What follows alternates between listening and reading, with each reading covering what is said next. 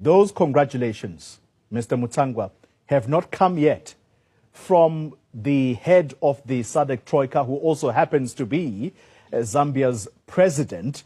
And that is who this SADC mission is going to send its final report to. Where I was going to with my question is that if SADC comes out and says these elections were neither free nor fair or credible, are you saying that Zimbabwe would easily walk away from SADC? Well, look, Mr. Hichilema, he's got his own friends, and he came to power through his own friends, and he decided to appoint a man who decided to make controversy in Zimbabwe rather than observe elections, and once become part of the charade, of Western countries which always want to see Zimbabwean election as a transition away from ZANU-PF rule to some puppetry in the West.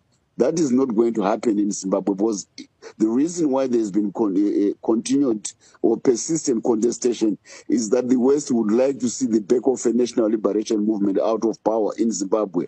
And they expect the same thing eventually in South Africa. They will expect the same thing in Namibia. We know the game plan which is here. And I don't know whether Mr. Hichilema wants to become the new champion of Western neo-colonial interests in Southern Africa or otherwise, because you are trying to make him and his head of observer, you are trying to make them as secretary generals, unelected secretary generals of SADC. We are a group of member states, and ultimately that's why the ANC felt that it had sent its own observer mission also.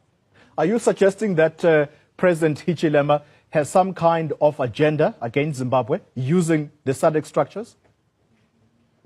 Well, he needs to call his men to order, because the way the man is throwing his weight around on an issue of such importance to Zimbabwe and to the region, and becoming a superstar of an issue, of concern to elections in Zimbabwe, it shows that there is another agenda flying somewhere else.